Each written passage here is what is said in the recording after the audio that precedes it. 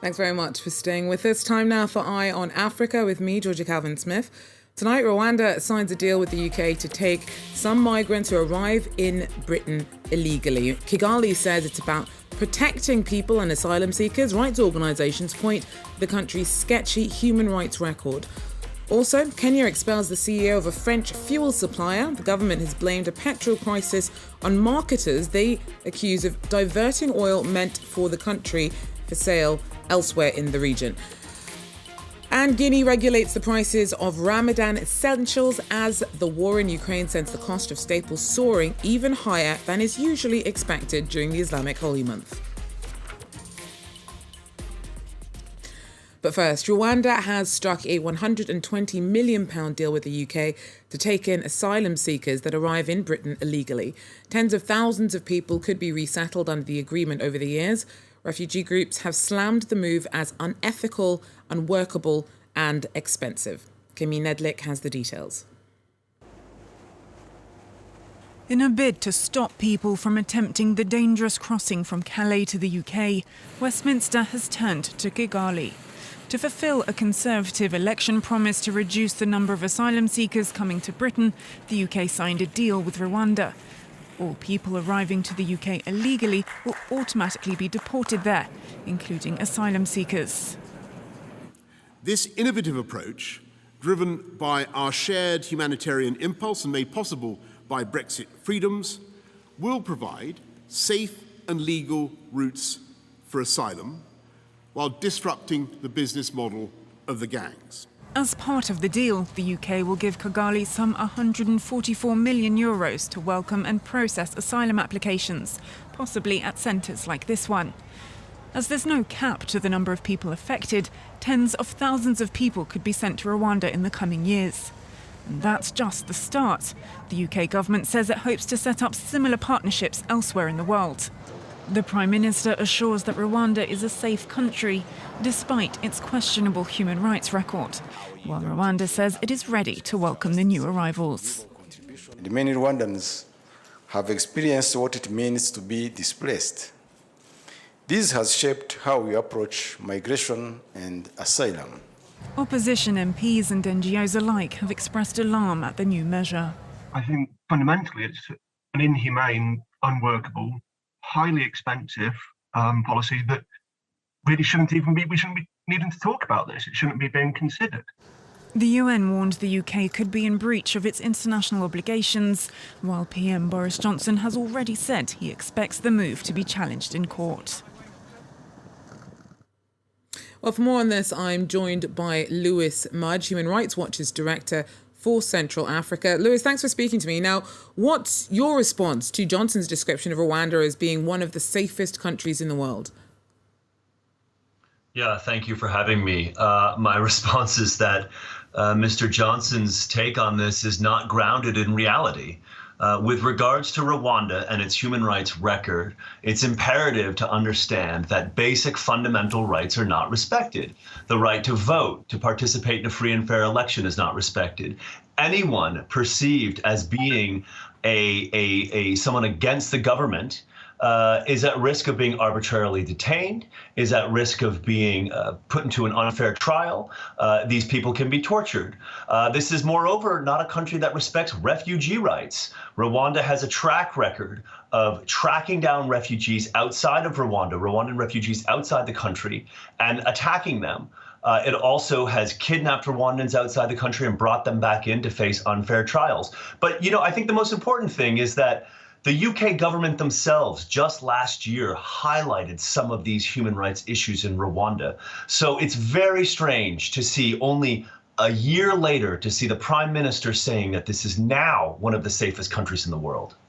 So we are talking about asylum seekers, though, many of whom may have been leaving their country of origin from some very tangible threats. Do you not see any upside from their perspective to this deal with Rwanda, perhaps?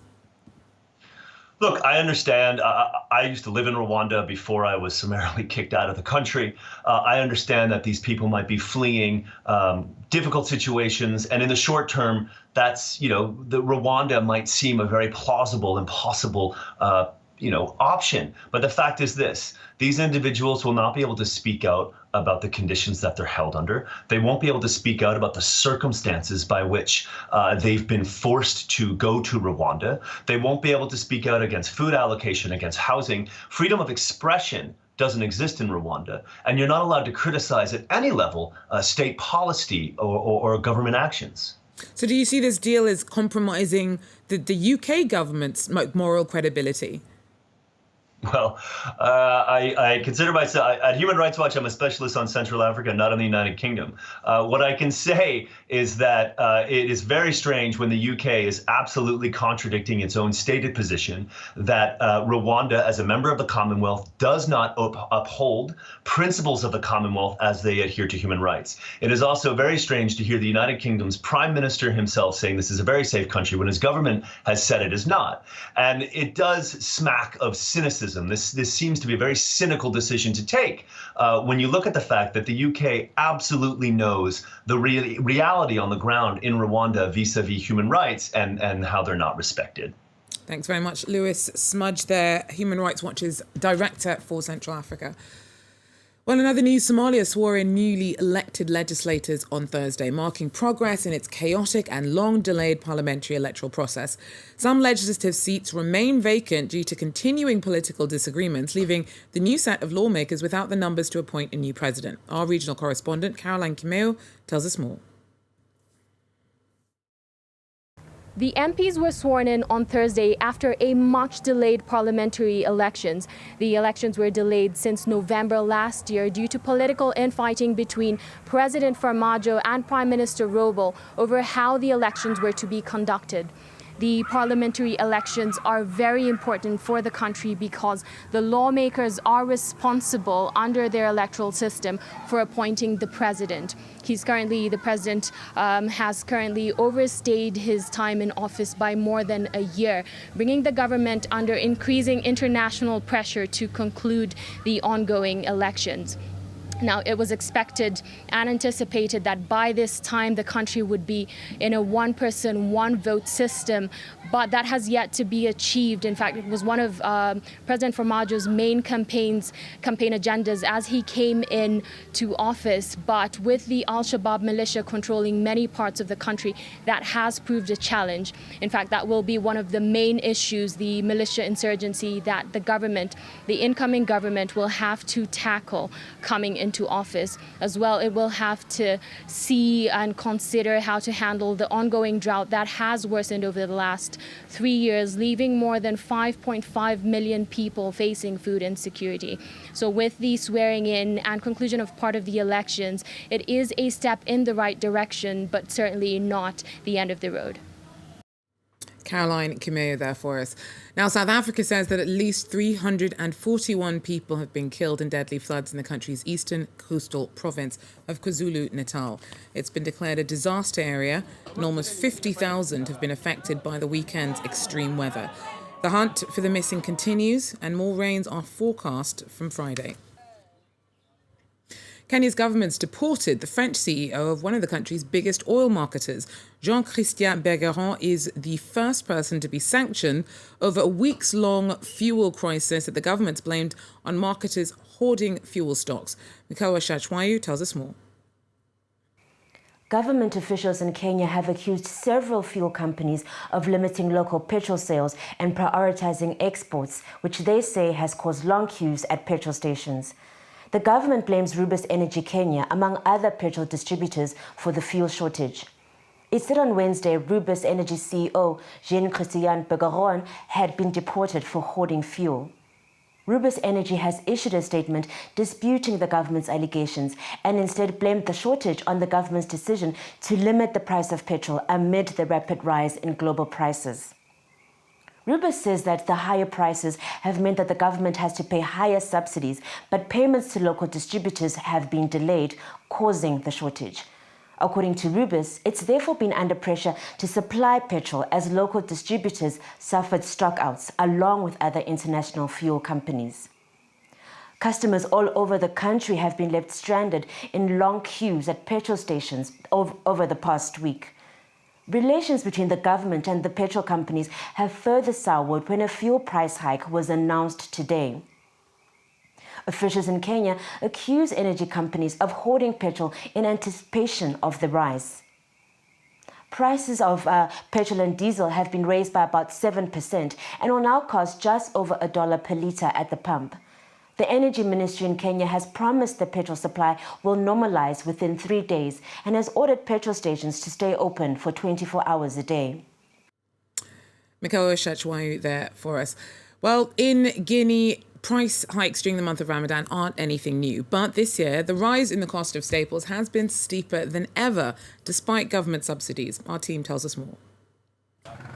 Every day since the start of Ramadan, Usman Keita visits the city's markets to try and persuade salesmen to respect the prices set by the authorities. But the cost of household basics have made them unaffordable for some families. Like here in Lambani, a suburb of Conakry. It's very hard for consumers at the moment. We're in a global context that's a little difficult because of the war in Ukraine and COVID-19. So the prices recommended by the Chamber of Commerce should be respected by sellers to help the wallets of our households. Not everyone is convinced, though. This market vendor says he's also struggling to make ends meet. Let's say we pay 300,000 francs for a bag of rice in Medina. We pay 1,000 francs for loading and 5,000 francs for transport. We also have to earn a little. Faced with a generalised price hike, initiatives to help those feeling the pinch more than others are being organised. The Ramadan Fair, a first in the country, offers the necessities at reduced prices, a relief for Awa Keita, who's come to do her shopping. I come to get all my Ramadan provisions here now. The box I get is a third cheaper than what I used to get at the market. Sir, I'll take everything. I want the box. Authorities have introduced some measures to try to keep costs down. The prices of essential goods have been regulated and traders are also forbidden to re-export subsidised products like rice or sugar. We have sufficient quantities of basic foodstuffs on the market. And now the second phase is effectively the control of prices. We're working, and very soon you will see a variation of 4 to 5%. I think that is within the acceptable range. Almost half of Guineans live below the poverty line, and the moves to reduce the cost of living come as a relief to many. Well, that's it for Eye on Africa. Thanks for joining us. Do so again if you can. Till then, take care.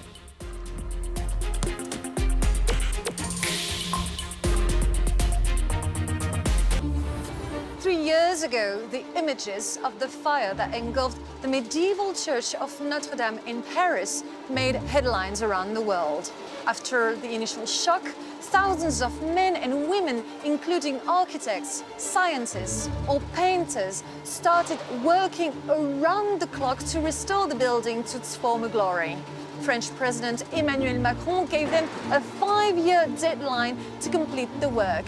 But are they on target? Notre Dame Revisited on France 24 and France24.com.